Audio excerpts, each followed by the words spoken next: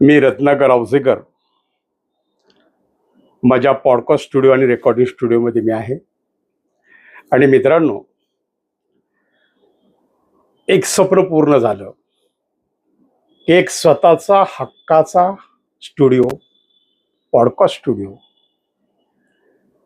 याच्या माध्यमातून आपण या कार्यक्रमामध्ये अनेक महाराष्ट्रातल्या नामवंत कलाकार, चित्रकार, राजकारणी, समाज प्रबोधनकार, डॉक्टर, इंजिनियर, बिल्डर,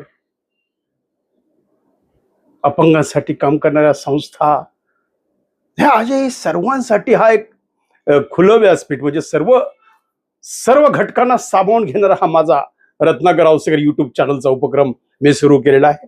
आपण मला सहकार्य करा आणि आपल्यापैकी जर कोणाला या पॉडकास्ट स्टुडिओला भेट द्यायची असेल, आणि आपल्या स्टुडिओचं एक वैशिष्ट्य मित्रांनो की आज प्रत्येकाला गरज आहे आई वडिलांच्या स्मृती जपण्याची.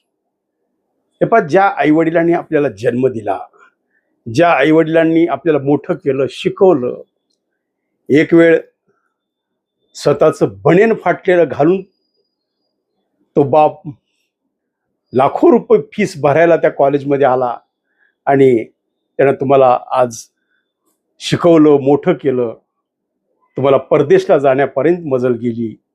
हे सगळं त्या बापाचे आणि आईचे ऋण आहेत मित्रांनो. मग हे ऋण आपण फेडणार कसे? मग माझी अशी कल्पना आहे की कोणी सामान्यातला सामान्य व्यक्ती पॉडकास्ट करू शकतो. त्याला काही नावाजलेलंच पाहिजे, त्याला काही मोठा माणूसच पाहिजे, त्याला काहीतरी कर्तृत्वच केलं पाहिजे असं नाही. फक्त जे कर्तृत्ववान लोक आहेत त्यांचे पॉडकास्ट आम्ही यूट्यूब आणि फेसबुक, इंस्टाग्रामला रिलीज करू. पण जर तुमचे वैयक्तिक पॉडकास्ट का, आता समजा मी एक सामान्य माणूस आहे, मी एक शेतकरी आहे, पण मला वाटतं की माझ्या वडिलांना मला पुढे येणाऱ्या 100-150 वर्षानंतर माझ्या नातवाला, माझ्या पंतूला, माझ्या खापरपंतूला आपले पंजोबा कसे होते, आपली पिढी कशी होती, हे पाहण्याचं भाग्य आजच्या या AI च्या जगामध्ये, IT क्षेत्रामुळं, या सगळ्या व्हिडिओ क्रांतीमुळं, या यूट्यूबमुळं, या मोबाईलमुळं, या सर्व चॅनल्समुळं, प्रसारमाध्यमामुळं शक्य झालेलं आहे. आता मला माझे आजोबा पाहता आले नाहीत, मला माझे पंजोबा पाहता आले नाहीत, हे माझं भाग्य नाही. कारण ही त्यावेळेस क्रांती नव्हती, आज क्रांती झाली आहे. त्यामुळं कुणीही माझ्या पॉडकास्ट स्टुडिओला येऊ शकतो. आणि एक लक्षात ठेवा, आता तुम्ही म्हणता या पॉडकास्ट स्टुडिओचं भाडं काय? अगदी नाममात्र आहे. लक्षात ठेवा मित्रांनो, अगदी नाममात्र स्टुडिओ रेंट आहे. आणि दुसरी गोष्ट एक लक्षात ठेवा, तुम्ही तुमचं लग्न करतो, वडील किंवा मुलगी असेल तर वडील लग्न करतात मुलीचं, तिला प्री वेडिंगसाठी आपण 1.5-2 लाख रुपयाच्या काळामध्ये खर्च करतो मित्रांनो, प्री वेडिंग शूटिंगला. फक्त सगळ्या समाजाला आम्ही कसे नाचतो, कसे गातो हे दाखवण्यासाठी. मग मी काय म्हणतो, 1.5 लाख जर तुम्ही वडिलांच्या साठी नाही खर्च करायचे, त्यांच्या स्मृती जपण्यासाठी 1.5 लाखाची गरज नाही. तुटपुंजे 2-4 हजाराची गोष्ट आहे. पण तुम्हाला येऊन त्यांच्या स्मृती जपण्यासाठी त्यांना या स्टुडिओमध्ये घेऊन यायचं, आपल्या आई वडिलांना, जे कोणी तुम्हाला ज्यांचा ब्रॉडकास्ट करायचा आहे. आणि माझं तर मत आहे 40 वयाच्या पुढे, तरुण सुद्धा करू शकतात, पण 40 वयाच्या पुढे, 80 वयापर्यंत जोपर्यंत तो माणूस बोलू शकतो, ऐकू शकतो, आपलं मत मांडू शकतो, आणि ज्याला बोलता येतं तो माईक समोर सुद्धा बोलू शकतो, असे माझं मत आहे मित्रांनो.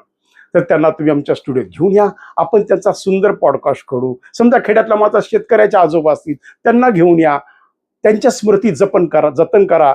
कारण जेणेकरून पुढच्या येणाऱ्या 100-150, 200, 500 वर्षापर्यंत त्या मोबाईलमध्ये, त्या यूट्यूबच्या माध्यमातून, त्या सोशल मीडियाच्या माध्यमातून जे काही इथं 40 मिनिट 50 मिनिट बोललेले आहेत, तुमचे वडील, आजोबा, पंजोबा, त्यांचं कर्तृत्व सांगितलं, त्यांच्या आठवणी सांगितल्या, लहानपणच्या आठवणी सांगितल्या, असा एक सुंदर फॅमिली पॉडकास्ट सुद्धा आपण बनवतो.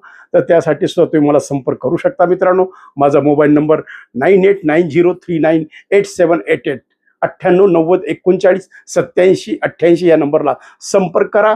माझी वेळ घ्या आणि स्टुडिओ बुक करून त्या वेळेत इथे येऊन रेकॉर्डिंग करून एक सुंदर पॉडकास्ट आपल्या वडिलांचा, आपल्या आजोबाचा, आपल्या आईचा, मी तर म्हणतो लाडक्या बहिणींनी लाडक्या भावाचा करावा, लाडक्या बायकोने आपल्या लाडक्या नवऱ्याचा करावा, लाडक्या नवऱ्याने आपल्या लाडक्या बायकोचा करावा, असा हा सुंदर कार्यक्रम आपण अवश्य या लातूरमध्ये अद्ययावत असा हा पॉडकास्ट स्टुडिओ हा मागं स्क्रीन लावलेला आहे. या स्क्रीनवर तुमचे फोटोज दिसतील, तुमचे लहानपणचे फोटो, तुमच्या लग्नातला फोटो, तुमच्या आठवणी, हे सगळ्याचं सगळं या स्क्रीनवर दिसत असा एक टोटल व्हिडिओ डॉक्युमेंट्स तयार होईल की जे पुढच्या पिढीला प्रेरणादायी ठरेल. असा हा एक ऐतिहासिक उपक्रम आपण सुरू केलेला आहे. रत्नाकर औसेकर पॉडकास्ट स्टुडिओला आपण भरपूर सहकार्य करतात अशी मी अपेक्षा करतो. आणि मित्रांनो, आता आपण एक नवीन कार्यक्रम सुरू केलेला आहे, वाचन कट्टा.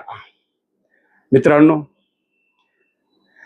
सकाळी काय झालं, मी मॉर्निंग वॉकला गेलो.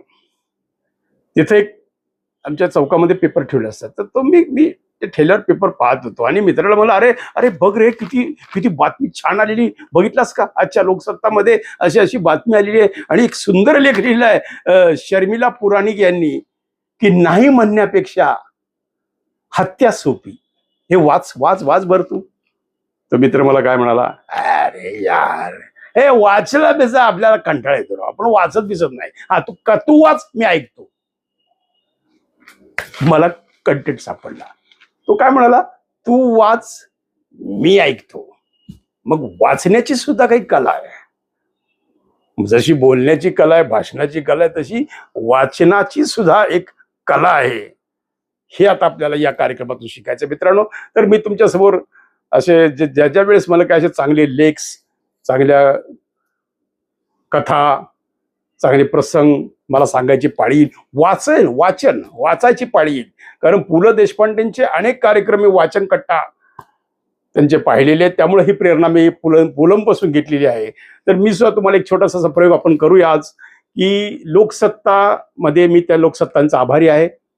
आणि शर्मिला पुराणिक एक सुंदर असा लेख लिहिला आहे, ॲडव्होकेट शर्मिला पुराणिक. त्यामुळं शर्मिलाताई, तुमची परवानगी आहे असं समजून मी हे वाचन करतोय. आपण कायदेतज्ञ आहात आणि आपण हे सुंदर मी वाचल्याच मग मला वाटलं की हे आता ज्या लोकांना वाचायची सवय नाही, ज्यांना मोबाईलमध्येच पाहायला आवडतं, त्यांनी ऐकावं. मी वाचतो, आपण ऐका. चला मित्रांनो, बघूया आपण हा प्रयोग तुम्हाला आवडतो का. नाही म्हणण्यापेक्षा हत्या सोपी. आज संपूर्ण देशामध्ये नाही तर जगामध्ये एक विषय गाजतोय आणि तो विषय आहे सिया गोयल आणि केतन अग्रवाल. केतन अग्रवाल मर्डर केस, हत्या. आता ती हत्या आहे का तो अपघात आहे हे न्याय प्रविष्ट आहे. आता त्याच्यावर तपास सुरू होईल. SIT नेमली, असे आता पूर्ण CBI, अशा अनेक यंत्रणा त्यामध्ये कामाला लागलेल्या आहेत. आणि मुख्यमंत्र्यांनी सुद्धा सांगितलेलं आहे की यामध्ये उज्ज्वल निकमांना नेमलेलं आहे आणि आता पुढे काय घडतं यात आपल्याला पाहावं लागेल. पण काही ॲडव्होकेटने आपलं मत व्यक्त केलेलं आहे. शर्मिला पुराणिक यांनी एक सुंदर लेख लिहिलेला आहे. त्यांनी त्याच्या हेडिंगमध्ये त्यांच्या लिहिलेलं आहे की केतन अग्रवाल आणि सिया गोयल या प्रकरणाने अनेक प्रश्न निर्माण झाले. त्यातला सर्वात चर्चेला गेलेला प्रश्न म्हणजे तिने नकार द्यायचा, हत्या कशाला केली. सियानं सांगून टाकायचं की मला नाही करायचं लग्न, हत्या करायची गरज नव्हती.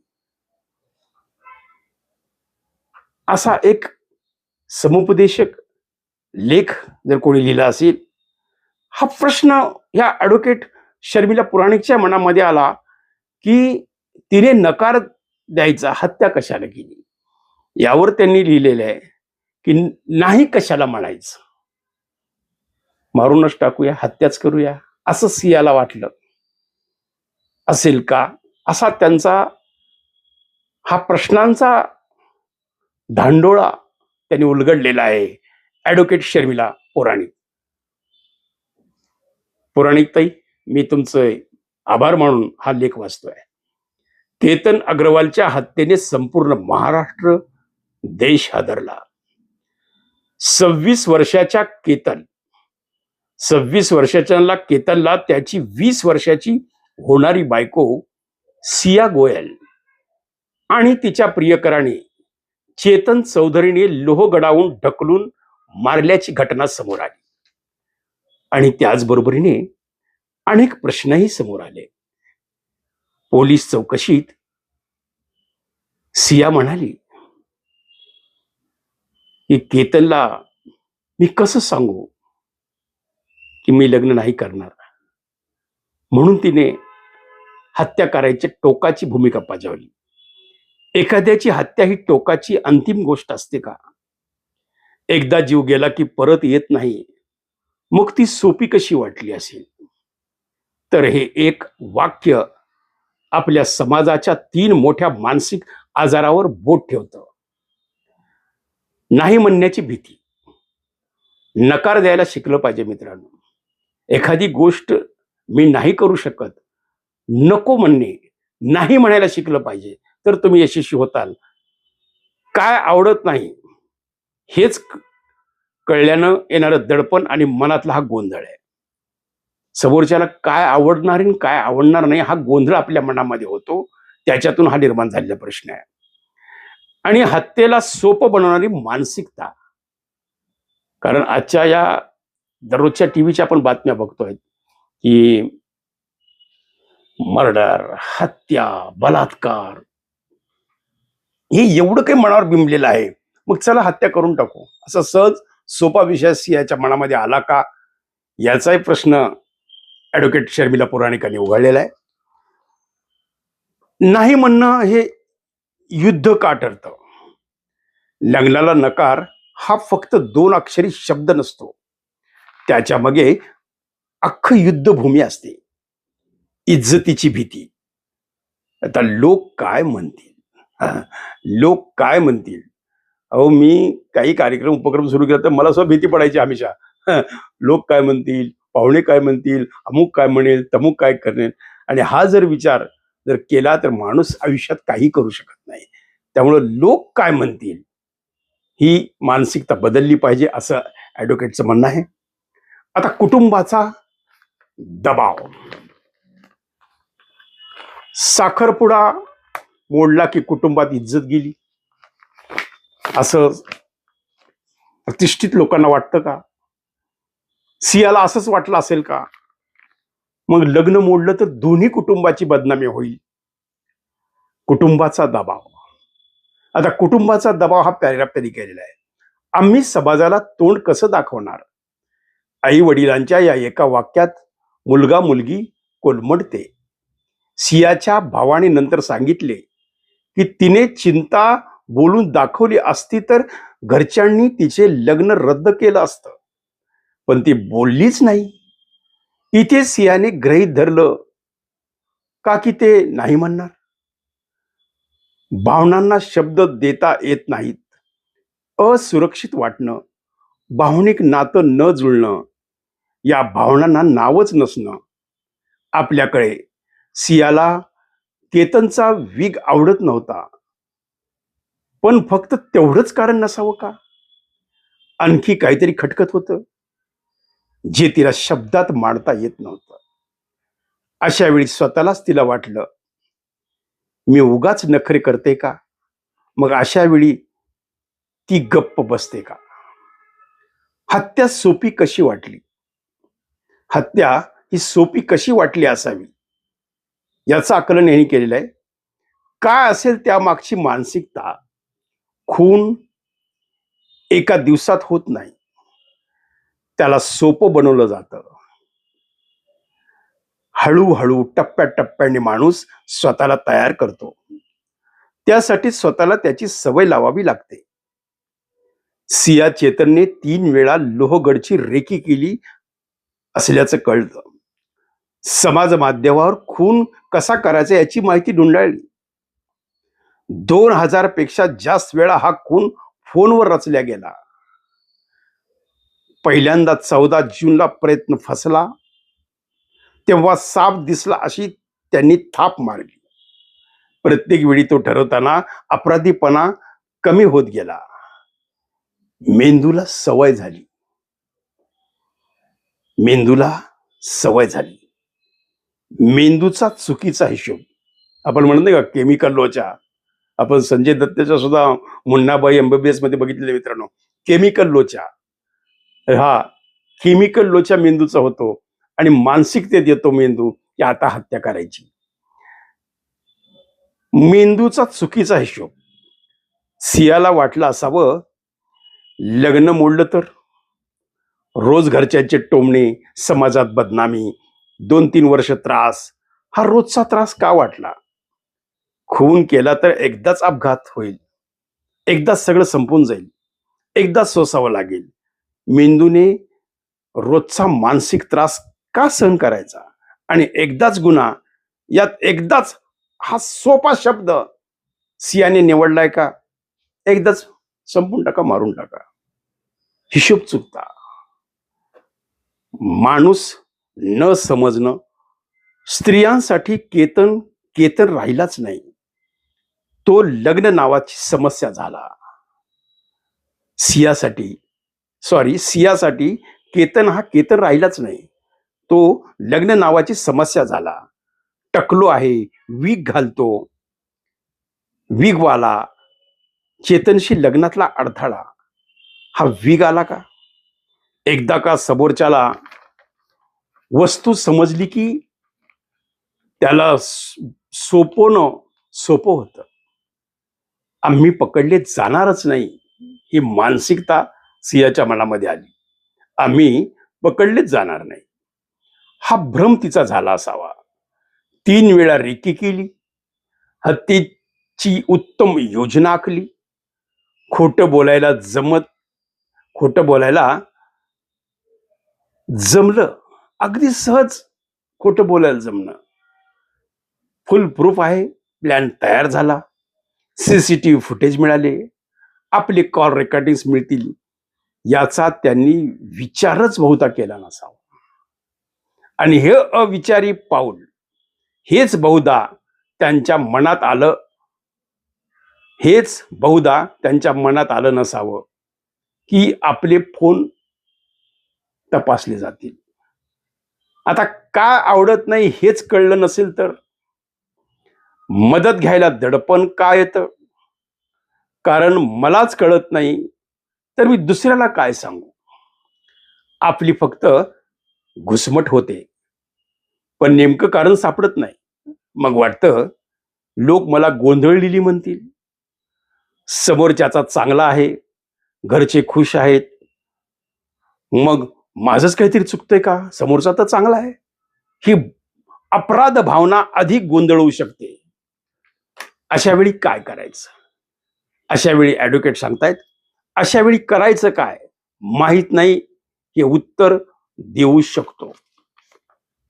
कळतच नाही असं सांगणं आणि शांत राहणं. तर्कशुद्ध लॉजिकल कारण लागतच असं नाही. मन न लागणं हे सुद्धा पुरेसे कारण आहे एखाद्या गोष्टीला नकार देण्यासाठी. काय माझा आज मूडच नाही, माझं मन लागत नाही, त्या गोष्टीला नकार देऊ शकतो माणूस. आता यासाठी काय करावं? वेळ मागा, विचार करायला वेळ हवा असं सांगण्याचा आपल्याला पूर्णपणे अधिकार आहे.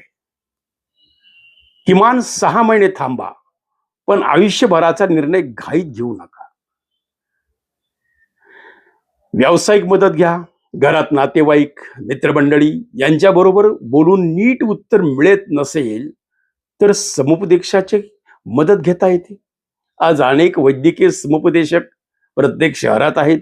त्यामुळं अशी जर गोंधळी परिस्थिती कोणाची असेल, तरुणाची असेल, तरुणीची असेल, ते समुपदेशाची मदत घेऊ शकतात. आणि काय चुकतंय, कुठं चुकतंय हे शोधता येतं.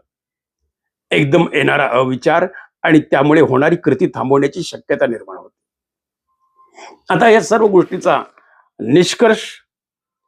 निष्कर्ष काय आला? केतन सिया प्रकरणाने 3 गोष्टी शिकवल्या. काय आवडत नाही हे न कळणं हा गुन्हा नाही. काय आवडत नाही, काय आवडतंय हे न कळणं काही गुन्हा नाही. नाही म्हणणं कठीण असेल, पण हत्या करणे हा पर्याय कधीच असू शकत नाही, हा निष्कर्ष आहे.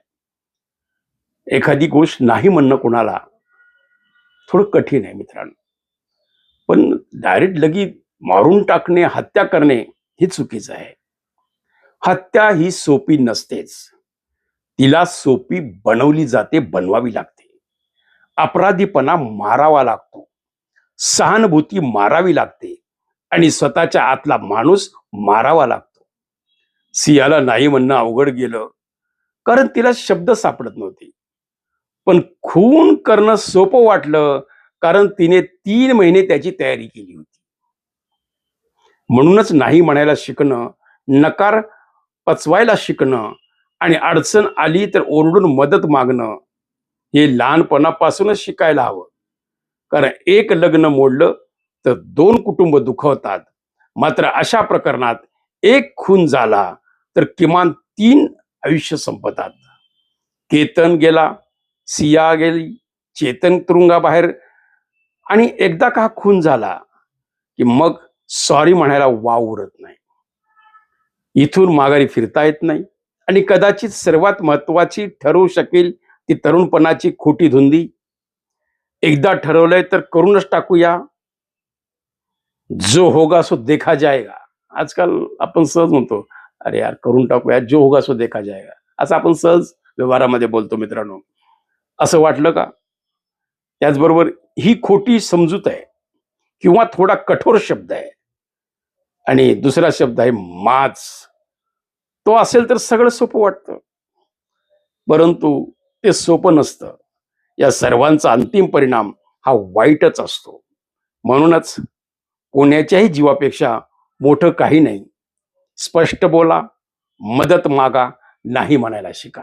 हा आजच्या कार्यक्रमाचा मूळ उद्देश या वाचन कट्ट्याचा आहे. तर मित्रांनो, जे जे काही लेक्स, जे जे काही वाचन हे मला तुम्हाला ऐकावं वाटतं, कारण अनेकांना ऐकणं सोपं वाटतं.